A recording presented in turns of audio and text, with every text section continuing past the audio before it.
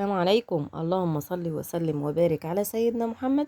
النهارده عملنا اعاده تدوير ايه يا ام محمد؟ اعاده تدوير بسكوت متبقي من بتاع العيد. عملنا بيه وصفه حلوه جدا بجد، بترطب على القلب، وفعلا محتاجينها اليومين دول في الجو ده. تمام، معايا بواقي بسكوت من بتاع العيد كده، شويه متكسرين على كام قطعه كده بالشوكولاته، كانوا سنام لسه بصحتهم. ومعايا فراوله ومعايا جيلي. تمام. انا هبتدي اكسر البسكوت بتاعي في الطبق اللي انا بقدم فيه. تقدري تعملي في بولات، في طبق بايركس اللي انا بعمل فيه اللي يريحك. ابتدي اكسر البسكوت بالشكل ده.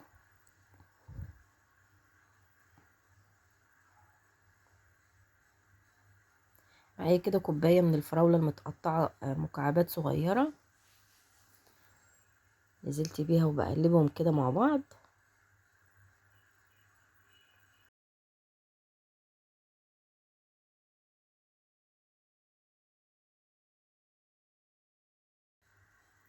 دول بكوين من الجيلي فراوله، تقدري تجيبي النكهه اللي انت عاوزاها. تمام. باكت الجيلي دوت بياخد كوبايتين من الميه، كوباية سخنة وكوباية باردة. تمام. لكن انا حبيت ان انا اعملها بالمية المغلية على طول، بتدي نتيجة اسرع للجيلي، وكله بيدوب، مبقاش فيه خرز من الجيلي نفسه. تمام.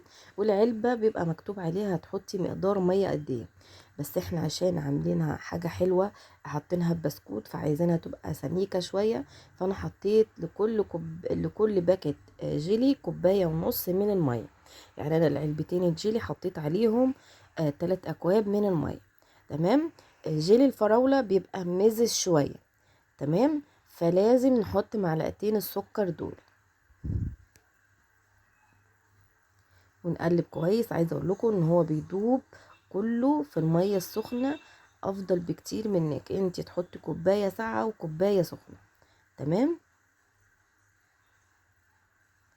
بنسيبه بقى لما يبرد خالص خالص، ما ينفعش نحطه على البسكوت دلوقتي، لازم يبرد نهائي على الرخامة، وبعد كده بتبتدي تضيفيه على البسكوت. تمام. الخطوة دي اختياري، يعني انا هنا طلبوا مني ان هم عايزين كريمة على البسكوت، فعملت كده ايه، كريمة بسيطة بالشوكولاتة بالفانيليا اللي عندك اعمليها، بس هي فعلا فرقت في الطعم معايا. وابتديت اقلب الكريمة مع البسكوت بالشكل ده. حابة ان انت تعمليها زي طبقات، انك انت تخلي طبقة البسكوت لوحدها وطبقة الكريمة لوحدها وطبقة الجيلي لوحدها، برضو مفيش مشكلة، كله طعم هيبقى واحد.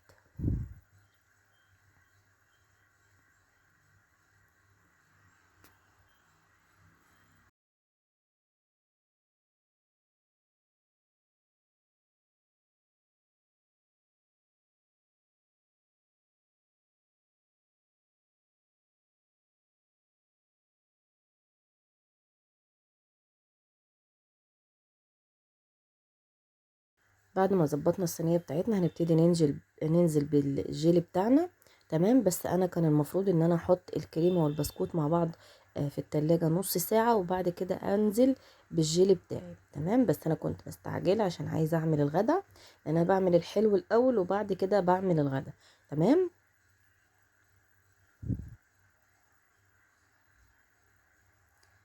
هنسيبها في التلاجة تجمد. هنا بعد ما جمدت في التلاجة، انا حبيت ان انا ازينها بشوية فراولة متقطعين كده ورشة من جوز الهند. بجد وصفة خفيفة سهلة، طعمها حلو جدا وبترطب على القلب، وسكرها حلو قوي مش عالي. انا كمان البسكوت اللي انا كنت عاملاه ما كنتش حاطة فيه سكر كتير. تمام. لان احنا بنشربه بشاي بعصير بكده، فبيبقى فيه سكر، فما زودتش السكر فيه. وبنبتدي نقطع كده، كل واحد ياخد قطعة كده في الطبق بتاعه. لو انت حابة تعمليها في بولات اعمليها. تمام. بتمنى تجربوا الوصفة بتاعتي بتاع النهاردة. ما تنسونيش في لايك واشتراك وتفعيل الجرس عشان يوصلك مني كل جديد. والسلام عليكم.